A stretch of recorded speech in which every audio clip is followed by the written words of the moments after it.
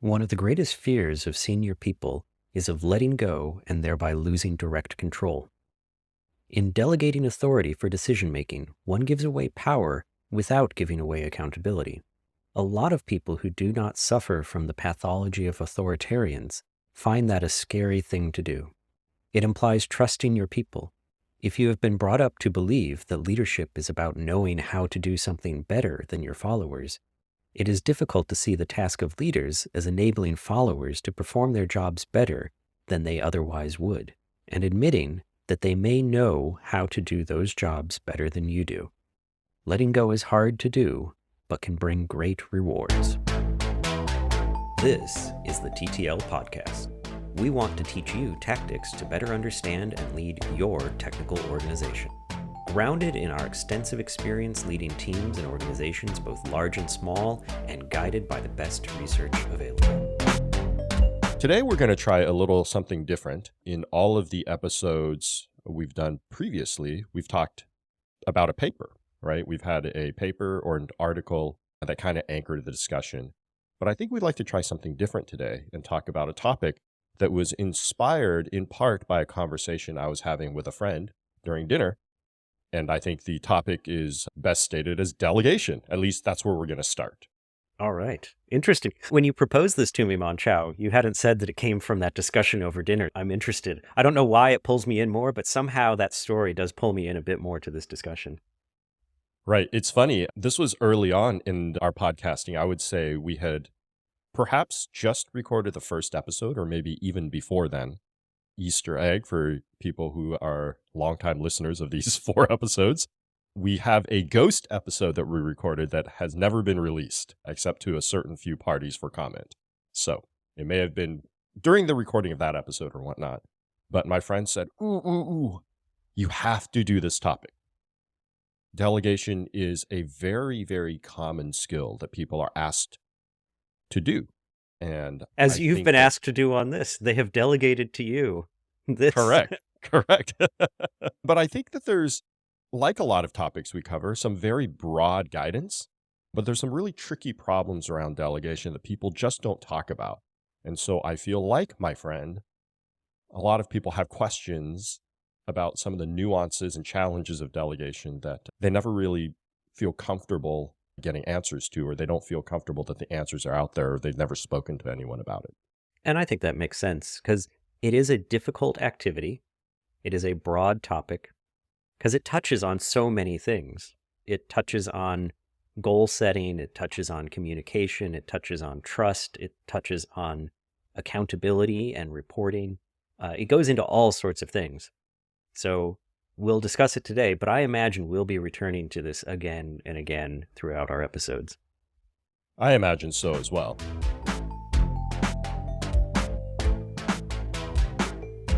So getting right into it, I think a lot of the literature that's published out there talks about this, right? It's you want to delegate to people in order to stretch them. You should have some ability or skill in that area already. And part of delegation is to help them grow that skill through mentorship during the delegation process.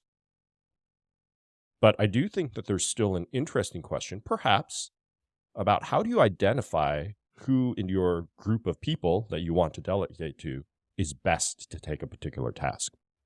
So for this, I know we weren't going to base this on a paper, but I can't help myself. So there's a model called situational leadership.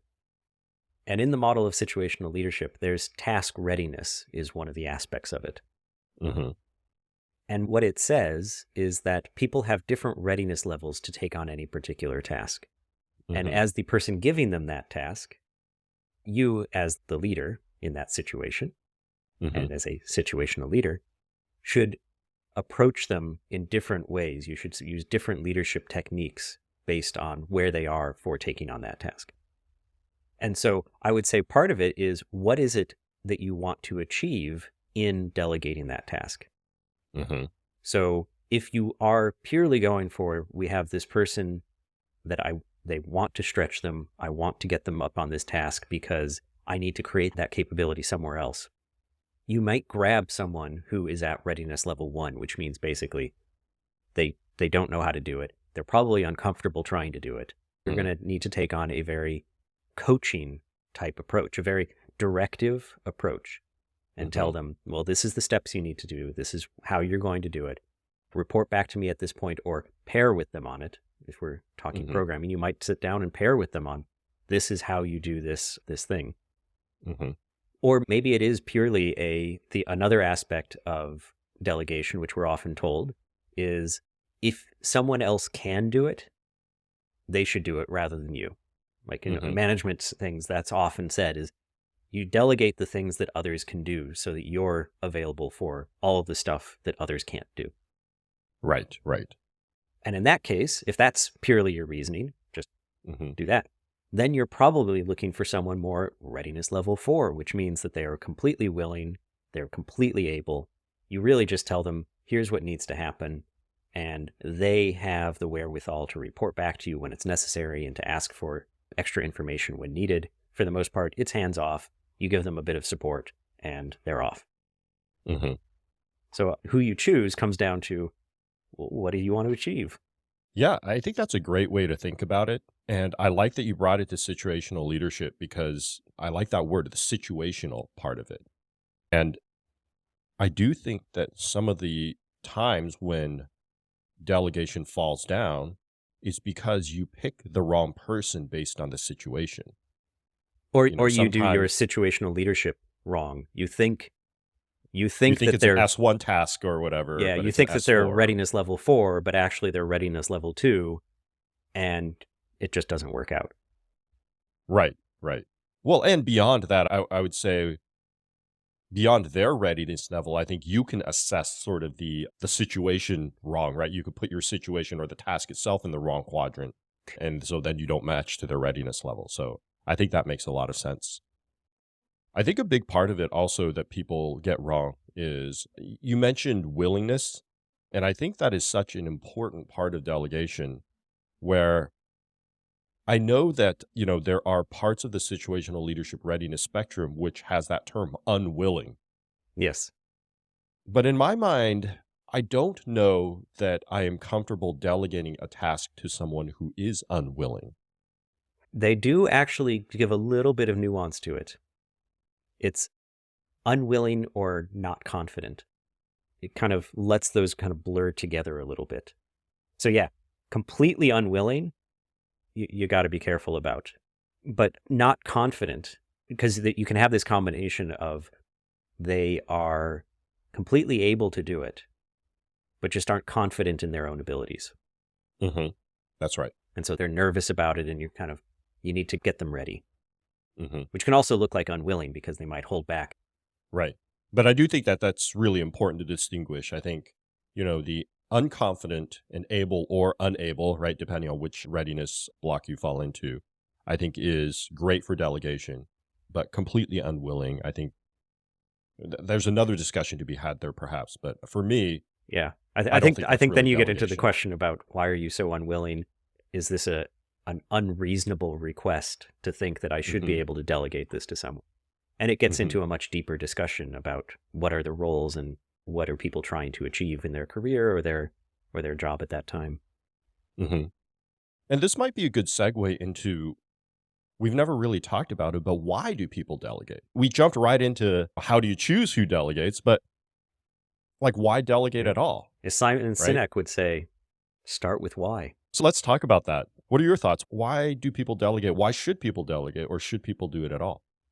I'll tell you the most common reason that I delegate, which Mm-hmm. straight off the bat is probably a bad reason, is I've Mm-hmm. got too much to do. Aha. Aha. Okay. Okay. I'm like, oh, there's this thing and there's that thing, and someone has given me this objective and that objective and this other thing. And so, all right, I'm going to delegate out handling some of these objectives. I'm just going to keep an oversight role. At the same time, I'm supposed to be doing due diligences, and I've got my one-on-ones and performance reviews. I'm supposed to be reviewing architecture and coaching lead engineers. I've got too Mm-hmm. much to do, man. Come Mm-hmm. on. You going to say I can't delegate? I love that you started with this. And the thing that I think is interesting is you can't see Andy's face. I can. You were a little sheepish about bringing this up. And then you did use the word, it's probably a bad reason. I like that because I do feel like that's the situation most, if not all, people that are delegating are in. And Hmm. so to hear you say, well, I'm a little sheepish about admitting it, I don't think that's the right reason to delegate. I'd love to hear more about that. Well, to me, and part of this comes from, we did discuss this a little bit, and you brought this up, and I was like reflecting as we were speaking here on, like, why have I done? Well, it's actually been that reason that we were talking about. Mm, And mhm, the thing is that if I've got too much work, and mhm, all I'm going to do is start flowing down that too much work to more people, mhm. there needs to be some other pressure that means that it's not too much work for everyone. And somehow, in most organizations, I think that's what it ends up being, is it ends up being so much comes out that the delegation turns into way more work than anyone can handle. And so I think we need to get back to that why. Mhm, Why do we delegate? And on each one of those, if maybe that back pressure went back to, mhm, why should I delegate this? Well, if the only reason is I've got too much work, not that there's a better person to do this, mhm. not that I need to train up someone, I have too much work. It's not really advancing the organization or advancing the people. It's just kind of passing the buck. Right. And I would say actually it's even more insidious than just passing the buck. I think there's a huge equity issue here.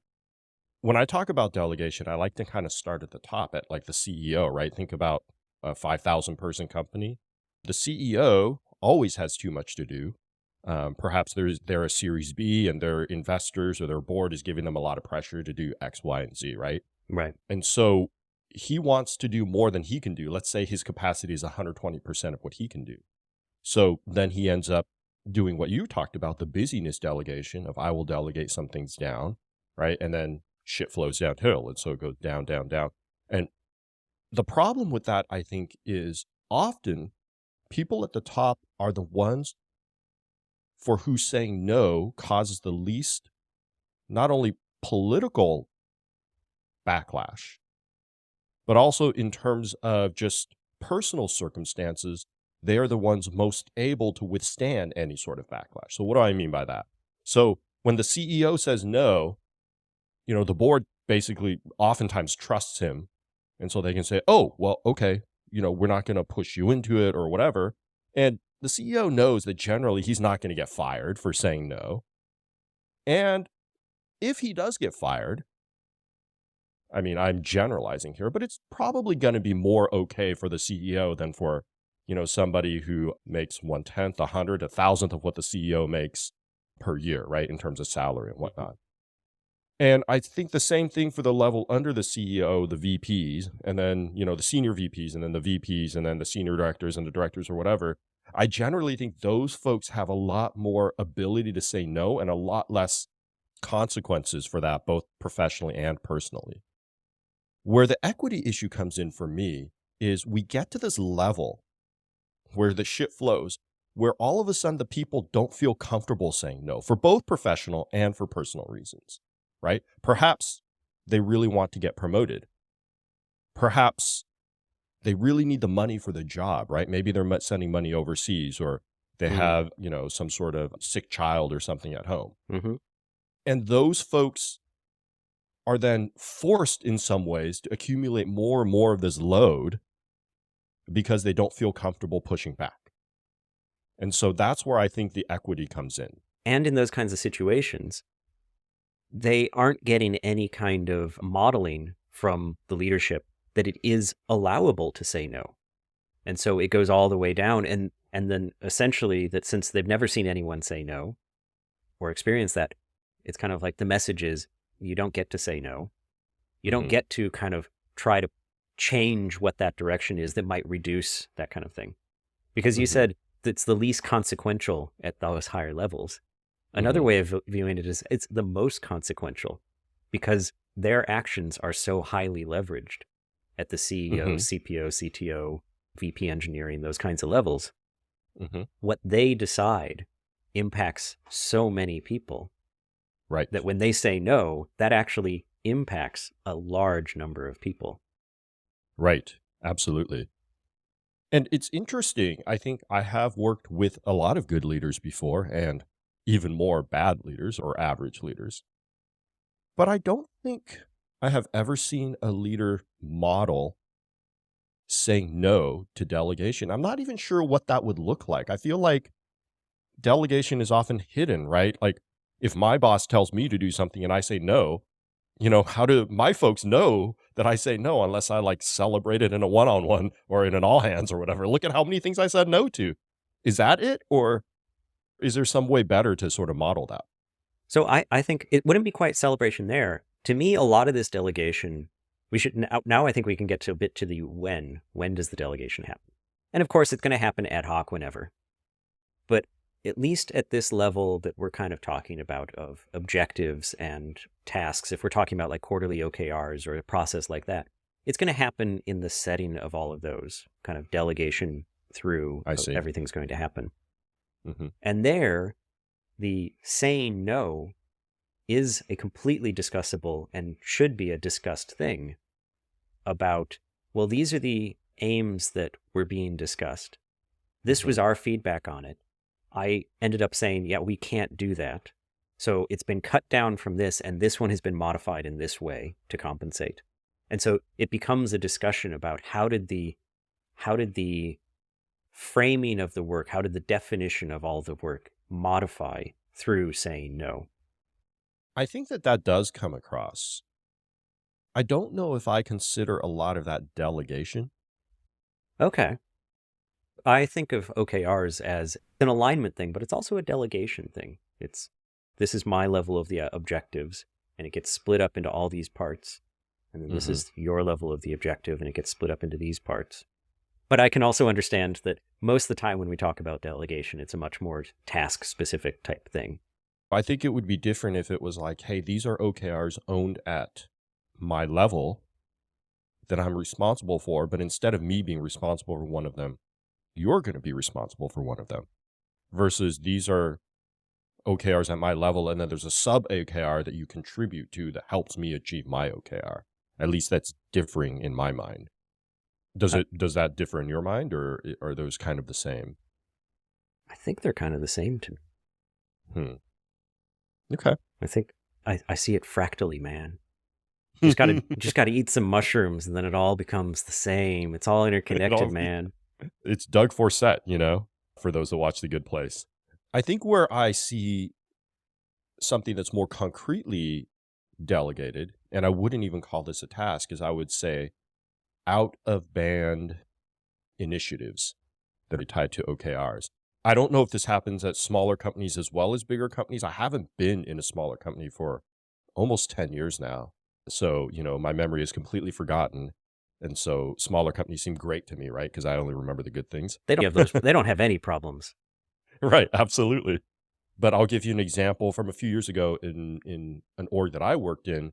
What the leader wanted to do was they wanted to revamp the manager onboarding process for their organization. And so it was for their organization, and it was about how do we get managers into our culture? How do we teach managers the way that we want them to manage and whatnot? And that was a task that belonged to them, but they ended up delegating out to somebody else. That's a more classical example when I think about delegation. So let's talk about that kind of delegation, that kind of like task-based delegation. Something very specific is coming down, and it kind of gets turned into, well, this was mine, but actually I'm not going to do it. So Monchow, you report to me, you do it. And then maybe Monchow, you have people who report to you, and maybe you split it up among them. What's a good way to go about that? If we accept it's going to happen, because it happens at small companies too. Okay, it happens all the time. The guidance that I use is twofold. I think the first thing is I don't think you should ever delegate in order to reduce load on yourself. This is a really tricky thing, which I think we can talk about for a while, but delegation always reduces some of your load, right? That's for sure. Well, you hope. And you hope, right. Well, because it could be that you're delegating for a different reason, and it actually increases your load. True, true. Especially when we start to talk about those readiness quadrants, right? Yes. If you have to do a ton of mentorship or whatnot, maybe it does actually increase your load. So that's a good point. The other thing is you talked about doing higher leverage work. And I absolutely believe in that, right? I think when managers stop doing or when leaders stop doing things that other people can do and do things that only they can do, that is much higher leverage work and much more impactful. And Can you, so, for our listeners, can you think of a specific example of something that would be higher leverage work that they might consider, I need to do that, and so I should mhm. delegate this other thing, like coming up with a revised management onboarding? Yeah, absolutely. Well, I won't use the revised management onboarding thing, but I was just talking about this to some other folks, giving people guidance.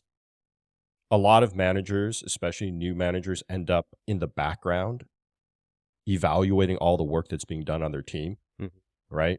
And the bad ones or the beginning ones make it seem like micromanagement, and their team says, hey, stop it. You're micromanaging us. But insidiously, the good ones who have gotten to the top of their ability but haven't quite gotten to the next level ability are able to do that without their team feeling like it's micromanagement. They feel it's more of a collaborative thing where their manager's trying to understand and support rather than micromanage. Or what I see a lot is managers will read docs at night when nobody's in the docs. They'll review code at night when nobody's around. And then they won't like push them as if I reviewed them, but they'll, have a different method of trying to influence that process after they've done that, right? And a lot of these managers spend, or a lot of these leaders spend a lot of time doing that. We'll talk about maybe a little bit of this about, what else you can do when we talk about delegation and how you keep things on track, but they do that. And so my counseling to these folks often is the higher leverage work you can do is instead of thinking about how do you get this individual thing better and that individual thing better, is to think on a systems level on Yes. what structures and processes I can put in place such that I no longer am required to read docs at night. I often talk about peer accountability versus manager accountability. How can I get my directs to be accountable within themselves more so I feel comfortable to remove myself from that, from that accountability chain? So that's an example of something that, you can do less of in order to do higher leverage work. So coaching people up to be able to act at that higher level where you can step out Mhm. of the way, you're no longer the intermediary, and now you're managing the system rather than managing the people, which is really what we really want to be getting to is the people can handle themselves, well, Mhm. with some help sometimes. People need help. Everyone needs help. Mhm. But what we want to get to is everyone can handle themselves, and you're there to help them put together the system that they need. Right. Absolutely. And so the higher leverage activity is getting more to work on that. Right. Right. Cool. That was actually a really good digression. I think that's probably helpful for at least some subset of our listeners. So that's great. Yeah. Getting back into, guidance for delegation, I was mentioning that the one I was talking about first was not to don't delegate to reduce load on yourself. And so that's a little tricky bit, right? Because, in order to do higher leverage work, you could say you're reducing load on yourself in order to get space to do higher leverage work. But I think it's a little bit of a different mindset. And I think the mindset that I would say is, oh, I'm delegating because I have 120% of capacity. And that puts me back at 100% capacity and Yeah. whatnot. And then the second thing is willingness. And so that's why I kind of tapped into that situational leadership willingness. And so I like that we changed it to, confidence instead of willingness, because I don't believe in delegating to somebody who's unwilling. And it is very important for leaders to read the person that they're delegating to because of the equity issue that I mentioned earlier. Very often people will say yes, but they don't mean yes. So that gets actually to one of the other readiness levels, which is that Mm. they're willing or confident but Hmm. unable. And it could be that they they're not actually willing and they're masking Hmm. it with that, or it could Hmm. be they are willing and unable and you mistake it for willing and able, which gets to, I think, a technique people can use. And that's this concept of briefing and back briefing. Okay. And this comes This comes from the Prussian military of the late 1800s. And The Prussians have entered the podcast, folks. and it comes from their particular approach to tactics. And the Prussian military in the 1800s, for those of you who are not history buffs, is the military that completely trounced what was considered the greatest military of its time. So the Prussian military destroyed the French military and took over France in the matter of, I think, less than a year. And this was in about 1870. They just kind of rolled through. And the French military was considered the best military at the time. And the question is, how did they do this? And one of the answers, not the only answer, one of the answers is that they had changed their command structure. And they changed their command structure to be one based on what's called Auftragtaktik. What they do is they give very high-level guidance down their chain of command. And apparently they were known for very short commands getting sent down that would say, this is the situation, this is the goal, this is why we have that goal, this is the enemy's positioning and everything else. And then they would just make sure that the level below them understood that by, one, repeating it back to them, making sure that they actually understood it, or actually heard it, and two, asking them for a bit of a, like, so what's your plan going to be? Because then the person delegating, which is what they're doing, they're delegating all of this decision-making, which is what you're often doing when you're delegating. They pass down and they say, okay, tell me how you're thinking about this and what you might do. And if they come back with something completely insane that doesn't at all match what the command structure thought that they were asking for, and it's like, let's talk about this some more because that's not what we thought we asked for. So let's go back and forth a bit.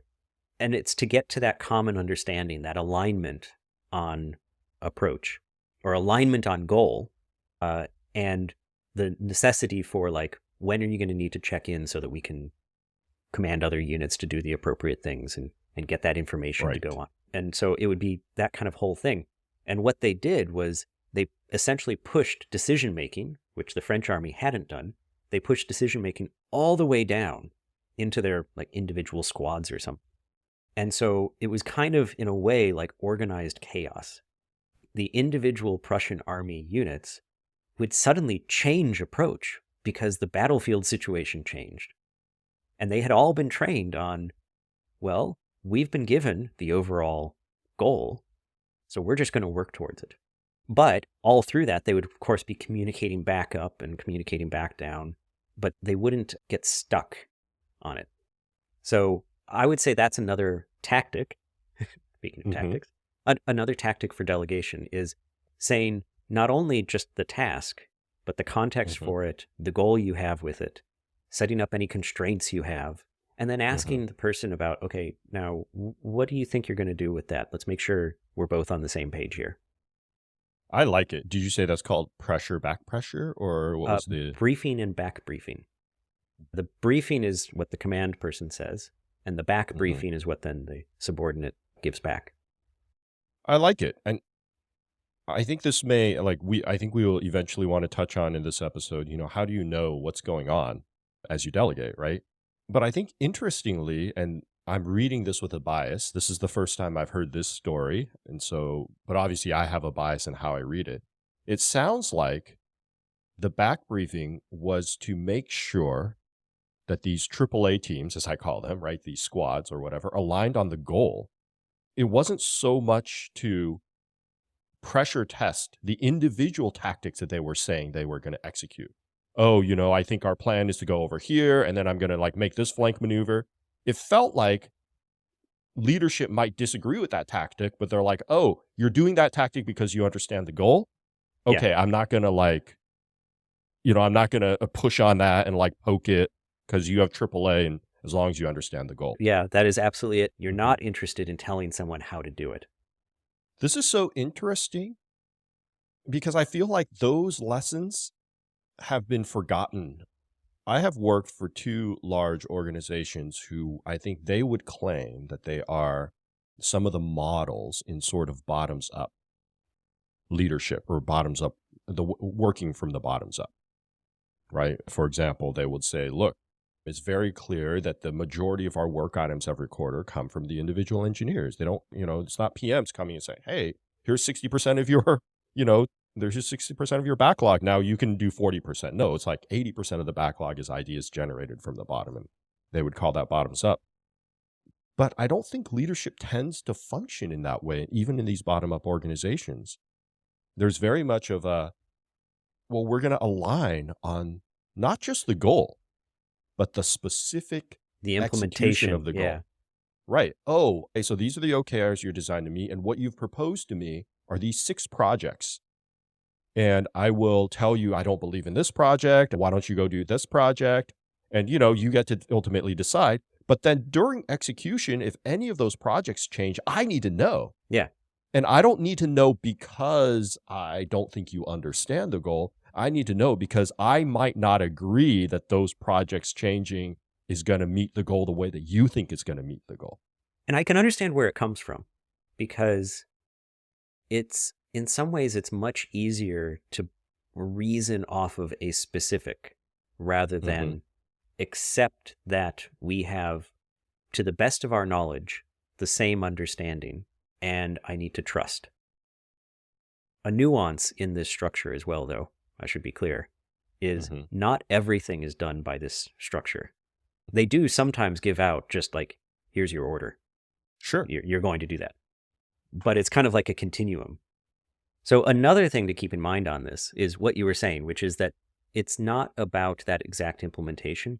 In fact, the questioning from the delegator's standpoint should be to check this kind of like problem of knowledge. There's a specific name for it that I'm blanking on at the moment, but we'll put it in the show notes. And the problem is that when you understand the situation, you actually kind of lose what you need to communicate for another person to understand the situation. Because you take for granted so many of those aspects that you now just understand, that it's unclear what you actually need to communicate. And so the back briefing is more of a check on yourself. It's a check to make sure that you're not falling victim to this problem of knowledge. Yeah, it's a lot like, or I interpret it as a lot like, when you think you know something, you try to teach it. And when you try to teach it, then you know how much you know. Do you think about it like that too, or is that two different things to you? Yeah, let me actually pull it up right now. I just found it. Cursive knowledge. That's what it's called. Cursive, like the script writing cursive. Sorry, curse of knowledge. Oh, curse of knowledge. Yeah. Okay. So it's a cognitive bias that occurs when an individual communicating with other individuals unknowingly assumes that the others have the background to understand. So you can think about this like in a large organization. You are in the middle of this organization and you're communicating that we need to create a new billing system. And yeah, we're creating this new billing system. So you set up some standards around it and you say kind of, this is the shape it needs to take. You never said, the reason we're creating this new billing system is because the old one's going to get shut off in 2 months. And then the person says back to you, okay, well, so we are going to assess some other billing systems, see if we can get something off the shelf. We'll look around. We'll start looking at Stripe and maybe some other things for taking credit card payments. And yeah, that's good. And then you say, oh, and how long might that take? And you say, oh, well, we probably will finish up sometime next quarter. So 6 months. And now I've just learned, I forgot to say that the old system has to get shut off in 2 months. Right. All right. Yes, I left out something. Changes the situation drastically. So it's right. And so you're saying that back pressure is really to the back briefing. help, or sorry, back briefing is really to help with this curse of knowledge problem, or at least can really help with this curse of knowledge problem. Yeah, it's about checking. In fact, here, it's leadership checking whether they have described their intent with enough clarity. And because of the curse of knowledge, it's impossible for them to know whether or not they've described enough clarity sometimes. Yeah, in It absolutely does not say it is for leadership to make sure execution is on track, right? It Yes, doesn't yeah. say that. So, do you think that there's ever a case where that latter statement that I made is a good use of back briefing? I was going to say pressure again. I think it's from ETL days or whatever. Creating systems Um, with back pressure. right, exactly. I'll give you an interesting anecdote. I once had a manager who was very much into sort of diving into the details and being hands-on or whatever. And when I questioned her about why, what she mentioned was, well, this company moves fast. And so I need to have knobs to be able to turn every week in order to make sure we're going in the right direction. What do you think about that? I think it makes sense. Okay. But that also takes a very active role in Hmm. something that person doesn't have immediate control over or necessarily clear knowledge of. So it actually goes Hmm. against this. I can understand where they're coming from. Hmm. Absolutely. The situation's constantly changing. But strangely enough, in a world with, continuing on with this military metaphor now that we're there, Right. in a world with the fog of war and Hmm. limited knowledge, trying to keep control on those minute details creates Hmm. more problems than letting it go and radiating intent. And so to me, this question of like, how do you keep up to date on progress is one of continuously radiating intent Hmm. and essentially rechecking the briefing and the back briefing. And a way of thinking about that is if you think about it in kind of like this serial pattern, like let's take a programming metaphor. You've got a manager process because, hey, it works out for this. You've got a Right. manager Exactly. process and it's going around and it's checking all of its worker processes. Mhm. And as it gets a feedback from each one about how it's going, that manager process will change what it's doing. It might decide to shut down a worker process because it didn't check in time. This is going to start sounding horrible for people, but I'm just going to keep running with it. It might shut down a worker, or it might spin up a few more because it notices Hmm. all my workers are full. So Hmm. it's in that briefing, back briefing, in a very Hmm. simplistic sense that process is doing, that it comes up with that information. And so like this Hmm. briefing, back briefing is not a one-time thing. It's not like you do it once at the beginning of the war and then you never brief anyone ever again. Right. You're briefing constantly and you get back Right. briefings. And those back briefings will also be just status updates. You might Hmm. say, all right, we are still trying to take that hill. What's your plan right now? What's your situation? And you get Hmm. back the response and you're like, Hmm. ah, okay. If that's what's going on there, I need to give a different briefing now to the people on the other side of the hill. And so to me, that's what it is. It's that constant back and forth of that, giving new instructions. I think there is something though in that description you gave that is a little different. It sounded like that person wanted like intimate, like front of the coal face, to mix even more metaphors into this, view of what's happening. Is that right? Correct. Yes. Yes. And they wanted to be able to ask detailed questions. Sometimes even, did you write this test, in this thing that you were executing or whatnot? Yeah. And what's your thought on that? Like how does that fit in for you? I get back, as I do a lot into sort of these AAA organizations. I think, first of all, I think the leader needs to be really explicit about whether they are granting AAA to a certain set of people or a certain team or whatever or not. Because I think if not, then it makes a lot more sense for them to come in and say, look, you don't have authority, autonomy, and accountability here. I do. And so, it is my job to come in and, check things for you, right? I still don't think that's quite the right thing, but I think it's a lot more tolerable.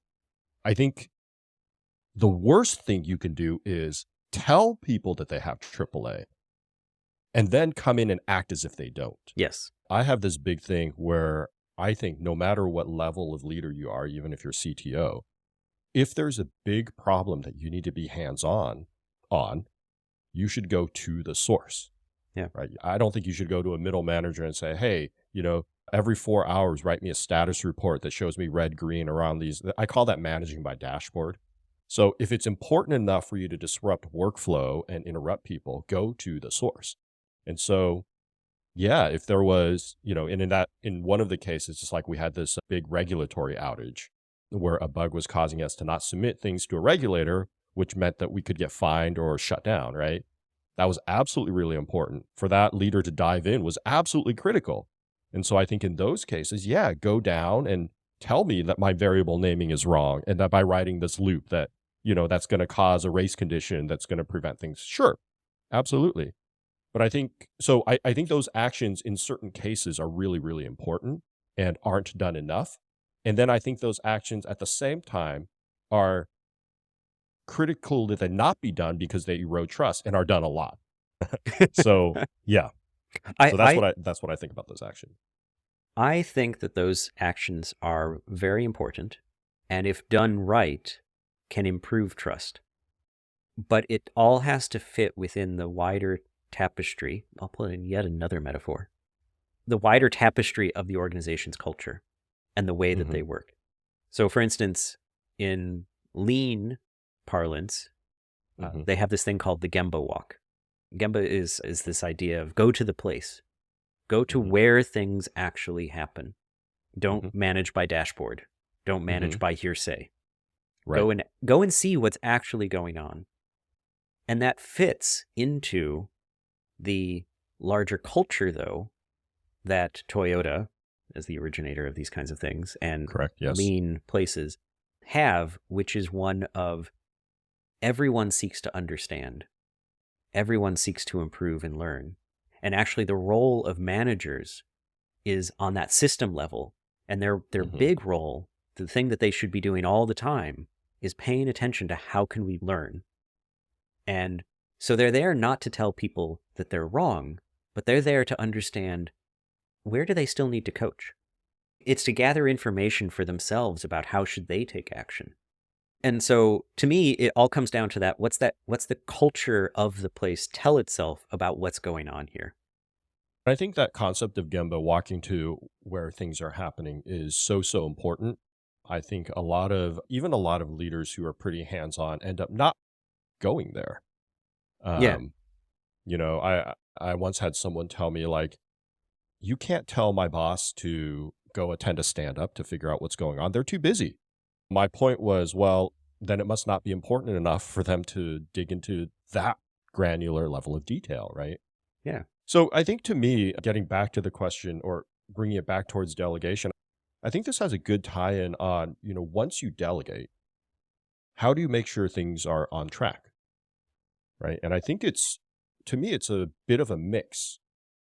But maybe I'll start off by asking you, how do you think about that when you delegate? How do you make sure things are on track?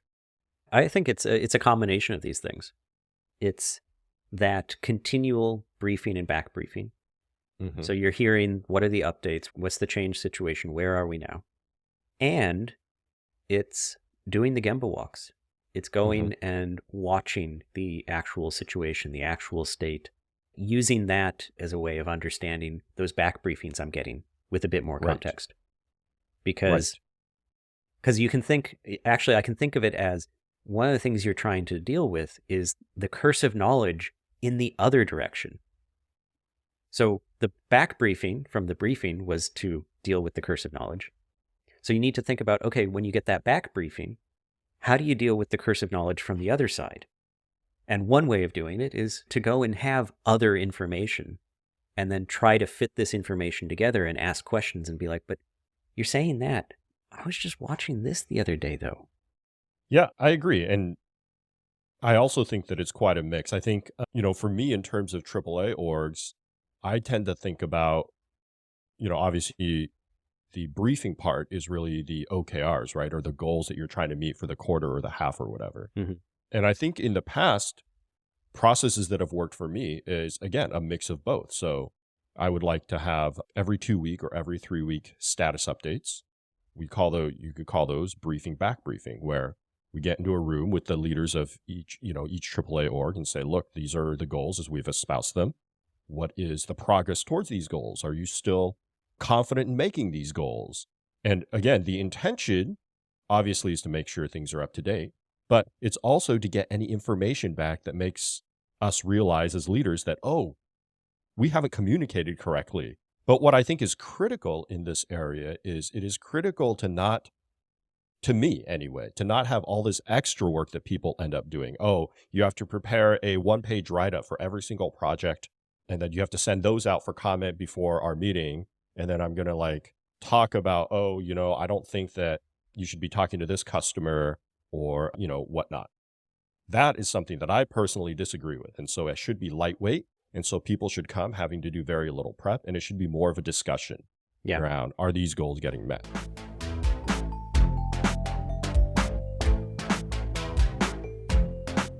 I think we actually got finally an episode with some very clear tactics for people.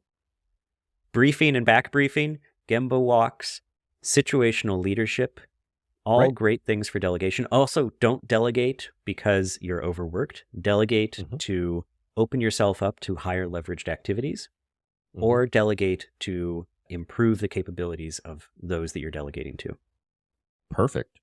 The one thing that I will add is when briefing, back briefing, and even during your Gemba walks, approach it with making sure we have a shared understanding versus, are the tactics that you're executing correct in my mind? Let us know if you agree with that. Maybe you think that delegation should be used to reduce your workload. Maybe you have other processes and other methods of delegating and checking in that you felt have worked well. And maybe you think we're too naive, that these idealistic ways of delegating and using the Prussian army as a model just doesn't fit the real world. We'd like to hear from you, and we'd like to know what you thought of this episode. So leave some comments and let us know.